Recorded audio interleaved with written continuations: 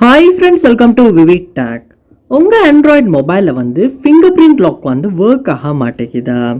So இந்த வீடியோவில் வந்து நம்மளுடைய ஆண்ட்ராய்ட் மொபைலில் வந்து ஃபிங்கர்பிரிண்ட் லாக் வந்து ஒர்க் ஆகாத இஷ்யூ வந்து எப்படி சால்வ் பண்ணலாம் அப்படின்றத தான் பார்க்க போகிறோம்.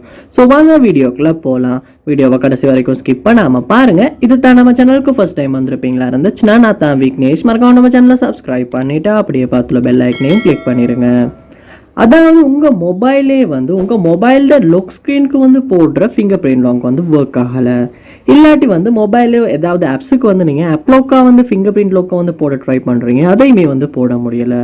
இப்படி நம்மளுடைய மொபைலில் ஃபிங்கர் பிரிண்ட் சம்மந்தமாக எந்த இஷ்யூ ஃபேஸ் பண்ணாலும் பரவாயில்லை, இந்த வீடியோ மூலமாக உங்களுக்கு அந்த இஷ்யூவை சால்வ் பண்ண முடியும்.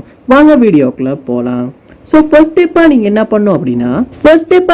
பண்ணணும் அப்படின்னா உங்கள் மொபைலில் வந்து செட்டிங்ஸ் உள்ள போயிருங்க. போனதுக்கு அப்புறமா செட்டிங்ஸை கீழே ஸ்க்ரோல் பண்ணுவீங்களா இருந்துச்சுன்னா உங்கள் மொபைலில் சாஃப்ட்வேர் அப்டேட் அப்படின்ற ஒரு ஆப்ஷன் ஒன்று இருக்கும். அந்த ஆப்ஷனை வந்து கிளிக் பண்ணிடுங்க. கிளிக் பண்ணிவிட்டு டவுன்லோட் அண்ட் இன்ஸ்டால் அப்படின்றத கொடுத்து உங்கள் ஆண்ட்ராய்ட் மொபைலுக்கு வந்து லேட்டஸ்டான சாஃப்ட்வேர் அப்டேட்ஸ் வந்து நீங்கள் அப்டேட் பண்ணாமல் இருக்கீங்களா அப்படின்றத கண்டிப்பாக செக் பண்ணுங்கள். ஏன்னா அப்டேட் பண்ணாமல் நம்ம வந்து பழைய ஆண்ட்ராய்ட் வெர்ஷன் யூஸ் பண்ணும் போது கூட வந்து இந்த மாதிரி செக்யூரிட்டி சம்பந்தமான இஷ்யூஸ் வந்து வர்றதுக்கான சான்ஸ் வந்து இருக்குது.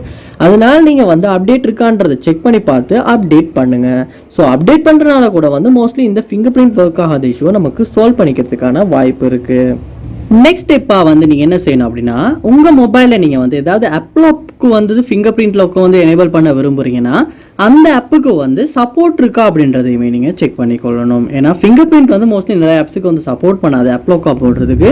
ஸோ வாட்ஸ்அப்பில் எல்லாம் பார்ப்போமாச்சுன்னா டிஃபால்ட்டாகவே வந்து அவங்களே வந்து நம்ம மொபைல் ஃபிங்கர் பிரிண்ட் சப்போர்ட்டாக இருந்துச்சுன்னா ஃபிங்கர் பிரிண்ட் லாக் வந்து கொடுத்துருப்பாங்க. ஸோ இந்த மாதிரி நீங்கள் எந்த ஆப்புக்கு வந்து ஃபிங்கர் பிரிண்ட் லாக்கை வந்து எனேபிள் பண்ண விரும்புகிறீங்களோ அந்த ஆப்புக்கு வந்து ஃபிங்கர் பிரிண்ட் வந்து சப்போர்ட்டா அப்படின்றது நீங்கள் கண்டிப்பாக தெரிஞ்சுக்கணும். ஸோ அதையுமே செக் பண்ணி பாருங்கள்.